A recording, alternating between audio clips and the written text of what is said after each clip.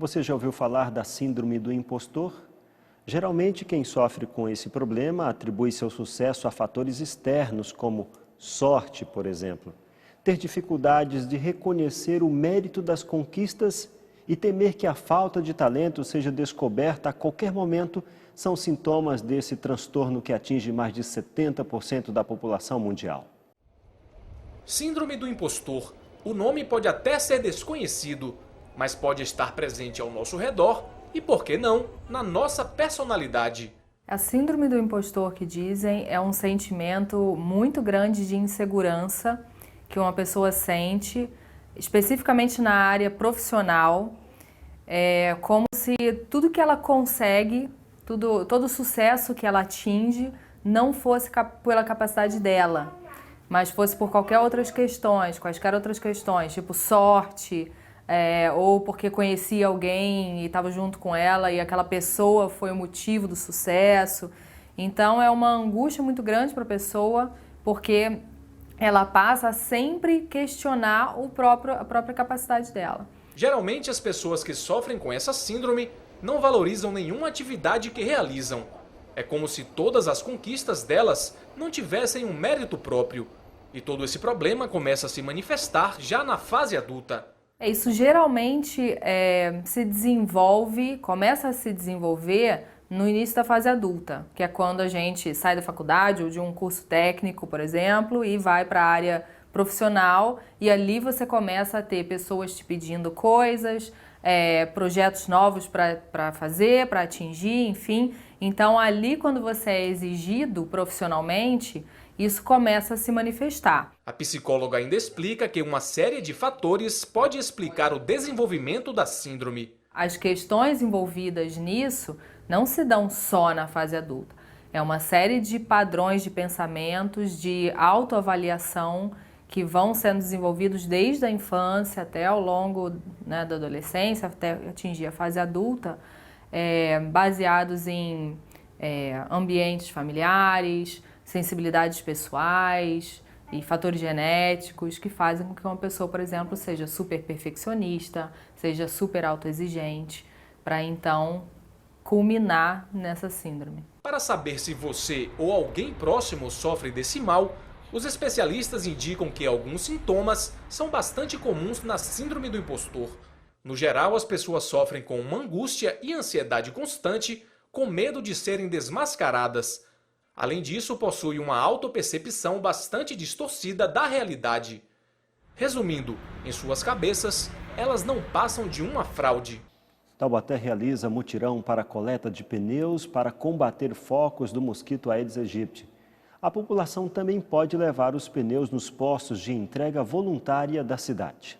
Taubaté realiza coleta de pneus para ajudar no combate da Aedes aegypti. Quem conversa comigo é a Daniela Bittencourt, que é veterinária e coordenadora do controle de animais sinantrópicos do município. Daniela, como os pneus colaboram na proliferação do Aedes aegypti?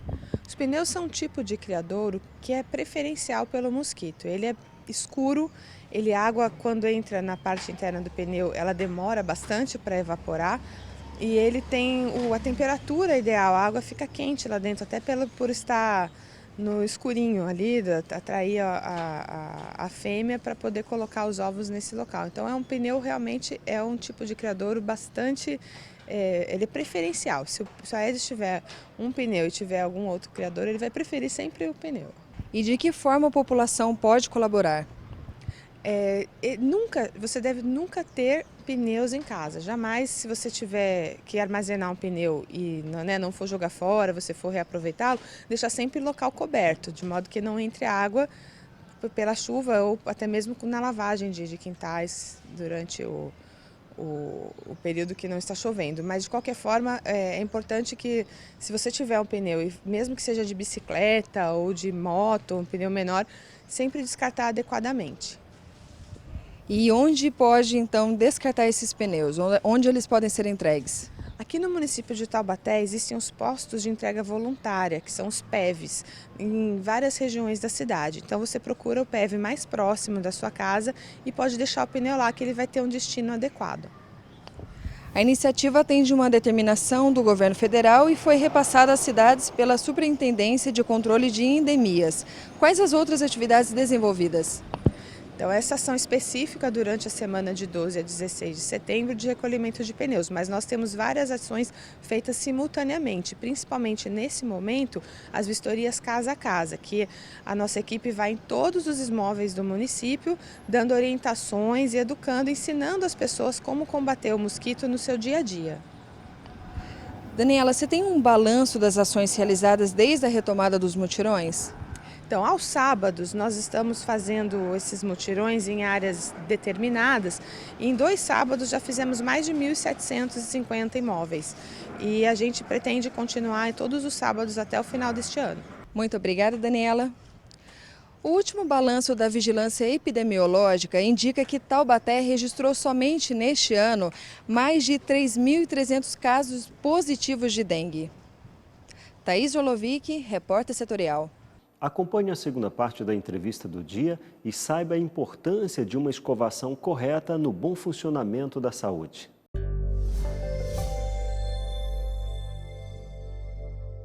Dr. Rodolfo Vieira está aqui hoje falando para a gente sobre a higiene bucal. E nós fomos para o intervalo e ele estava falando exatamente do fio dental. Não pode ser fazer estilingue, tem que fazer tipo um C, né, doutor? Exato. E fazer uma espécie de uma massagem ali para sair, para retirar a placa bacteriana. Exatamente. Né, que é o grande mal da nossa boca. Eu acho que o principal vilão nosso é a placa bacteriana. Se a gente conseguir ter o controle da placa bacteriana, cáries, problemas periodontais, abscesso, infecções, tudo se resolve. A placa é o mais importante.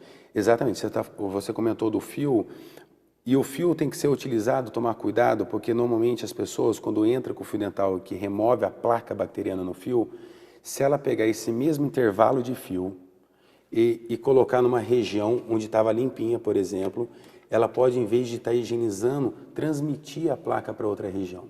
Então o fio, ele tem que ir girando, você tem que sempre estar utilizando um intervalo de fio limpo, no intervalo de cada dente. E lembrando que toda vez que você entra entre um dente e o outro, você vai ter o trabalho de higienizar inicialmente o dente da esquerda e entrou na mesma posição e higieniza o dente da direita.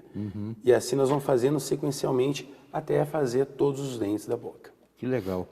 E é importante também essa história de não fazer economia com fio, não. O cara às vezes fica trabalhando só com um pedacinho para não gastar. Ele está socializando a bactéria, né? Passando para todo mundo aí da família. Sim. Uma dica bacana do fio dental, porque das ferramentas de maior dificuldade de manuseio é o fio. As pessoas normalmente elas evitam o uso do fio porque é um pouco mais complexo a utilização dele do que a escova, que é simplesmente esfregar, entre aspas, né, as cerdas nos dentes. Porque também esfregar com muita força faz mal, né? Extremamente perigoso. Nós vemos isso clinicamente, esse desgaste do esmalte, da parede, da superfície dos dentes, em decorrência dessa fricção, né, desse excesso de força das cerdas na superfície dos dentes. Uma dica bacana do fio dental, quando você pega as duas pontinhas e você dá um nozinho na ponta, você cria um círculo que facilita demais a utilização do fio dental. Lembrando, o fio dental também, utilizando a escova, lembrar sempre do fio dental. Você cria um círculo e é onde facilita a utilização porque não escapa da mão. Então, você vai girando o círculo e vai utilizando aquele intervalo limpo para fazer o uso da higiene bucal. Isso aqui é uma dica bacana, principalmente para o público infantil, jovem, que tem mais preguiça e menos facilidade do uso, do manuseio do fio dental. Doutor, e o flúor, hein? Porque a água que a gente utiliza já vem com flúor. Hoje é uma obrigação nacional.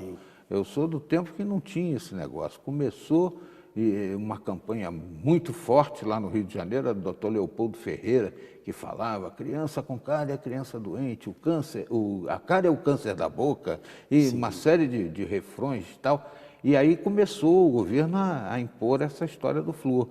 Agora, O excesso de flúor também causa fluorose, né? Fluorose, uma doença, sim uma patologia. E a gente deve continuar aplicando flúor no dente, mesmo tendo o flúor na água potável? Hoje nós encontramos o flúor em diversas fontes.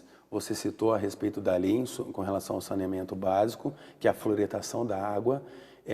Só esse passo foi fundamental para o benefício e para a saúde bucal da sociedade como um todo. A gente vê o índice de cárie, realmente ele tem uma linha decrescente. Doutor, está chegando pergunta beça aí pela internet. Eu vou ver se a gente arranja um jeito na sua agenda para voltar mais vezes aqui, para dar conselhos ao pessoal de casa. Está todo mundo ligado.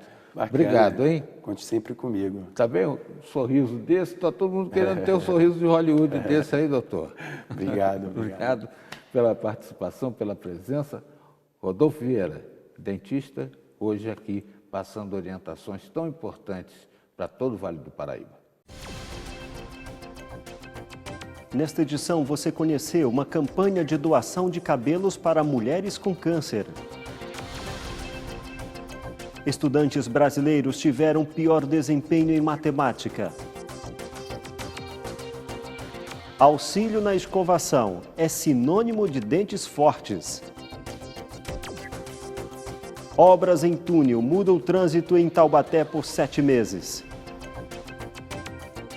Síndrome do impostor atinge cerca de 70% da população.